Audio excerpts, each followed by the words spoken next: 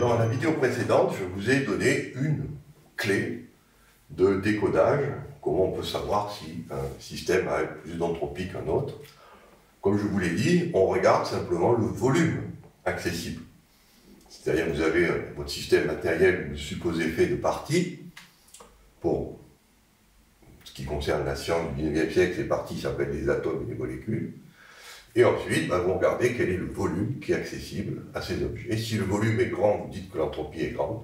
Si le volume est petit, vous dites que l'entropie est petite. Donc ça, c'est quelque chose qui est le plus simple.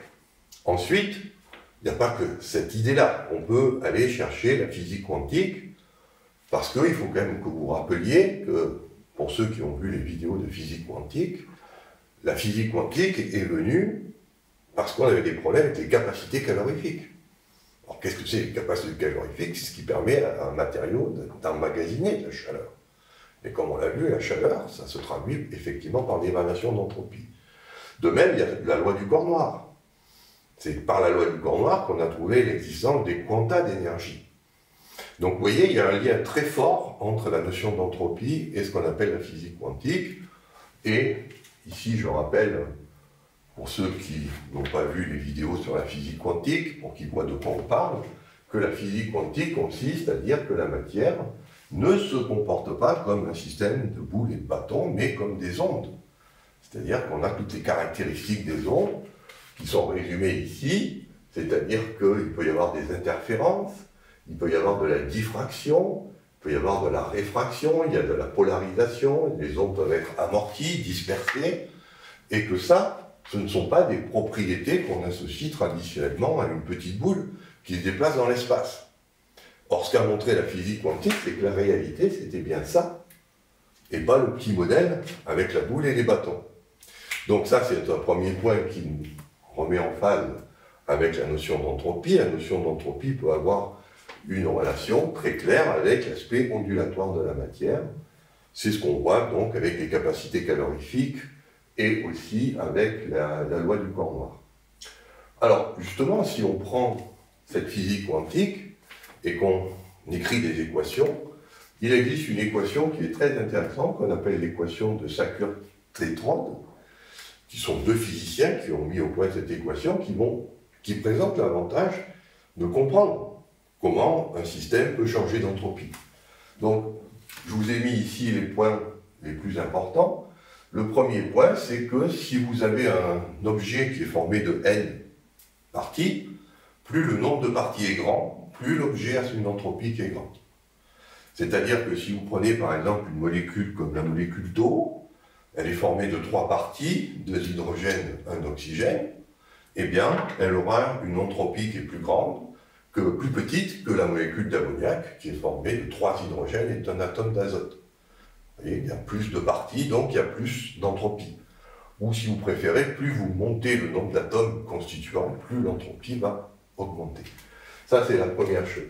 La deuxième chose, c'est, comme on l'a vu, c'est que si j'ai n objets et que je cherche à explorer un volume V, eh bien, l'entropie va augmenter avec le rapport V sur N. C'est-à-dire que plus V augmente et plus N diminue, eh bien, plus l'entropie va être importante dans mon système. Plus V diminue et plus N augmente, et bien plus l'entropie va être basse. L'équation de Sackur-Tetrode nous montre aussi que l'entropie augmente avec la température. Pourquoi? Parce que l'entropie ne mesure pas simplement la dispersion en position, mais aussi la dispersion en vitesse. Or, quand je chauffe, on a ce qu'on appelle la statistique de Maxwell-Boltzmann qui montre que si je regarde la vitesse moyenne et l'écart par rapport à la vitesse moyenne, si je suis à faible température, cet écart est petit, mais si je monte la température, la vitesse augmente, mais l'écart par rapport à la moyenne augmente aussi. Et c'est ça que mesure l'entropie, c'est-à-dire l'étalement en vitesse, comme l'étalement en position, parce que la physique quantique nous dit qu'il y a 2 variables conjuguées, qui sont la vitesse et la position. Donc on va mesurer les deux. On peut s'étaler en vitesse, on peut s'étaler en position. Quand on s'étale en position, on augmente le volume.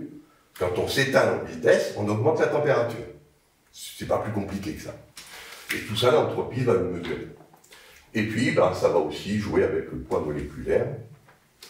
C'est-à-dire que plus il y a d'atomes dans une substance, plus l'entropie va être élevée. Alors ça, c'est ce que nous dit l'équation. Ensuite, que nous dit la physique quantique? Elle nous dit que vivre avec l'entropie, c'est être quantique en tolérant un certain flou dans sa vie. C'est-à-dire que ces choses qui sont nées de la thermodynamique, vous pouvez très bien les appliquer à votre vie de tous les jours.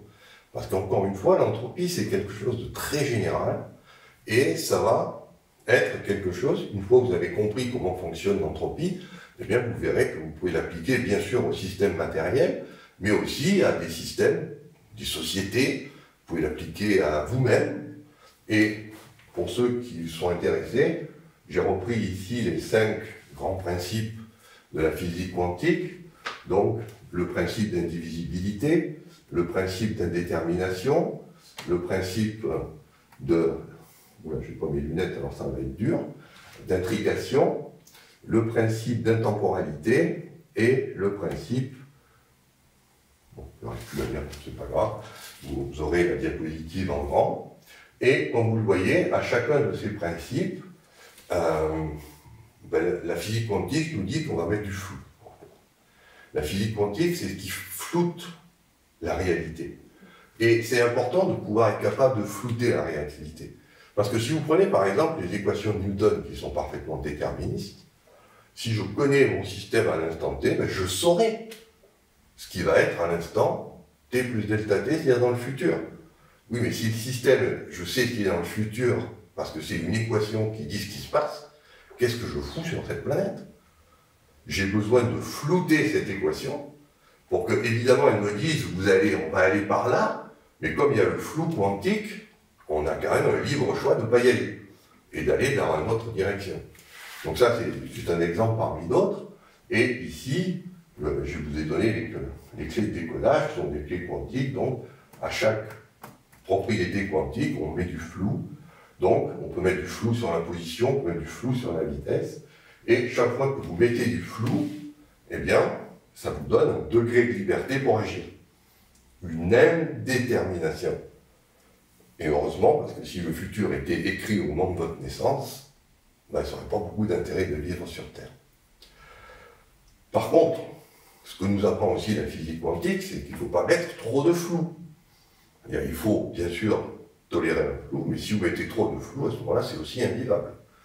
Parce que le flou est utile à petite dose. À grosse dose, ça devient invivable de ne rien savoir du tout. Donc il faut, vous voyez, toujours trouver un optimum entre toujours savoir doser la quantité de flou que vous devez mettre dans la réalité, dans votre demande de compréhension, et sachez qu'il y a cette fonction, donc qu'on appelle l'entropie, c'est ce qui est représenté par cette image-là. C'est-à-dire qu'il faut être capable, bien sûr, d'avoir des choses nettes, mais aussi de temps en temps, de flouter. Et vous voyez, quand je floute ici la fin du terme entropie, je continue à pouvoir lire ce que c'est. Et on voit encore le O, le P et le Y, on le devine. Donc flouter ne veut pas dire perdre de l'information, mais simplement s'autoriser un petit peu plus de liberté. Voilà donc, l'entropie, il faut savoir que c'est quelque chose qu'on a découvert par la physique classique, mais qui joue un rôle crucial en physique quantique. Donc, pour ceux qui sont intéressés, ben, c'est peut-être le moment d'aller revoir les vidéos sur la physique quantique, ou de les voir, parce que si vous avez vu ces vidéos, ben, vous aurez plus de facilité à saisir la dimension quantique de l'entropie. Bien, dans la prochaine vidéo, bien, on continuera à explorer cette notion qui est, comme je vous l'ai dit, cruciale pour la vie.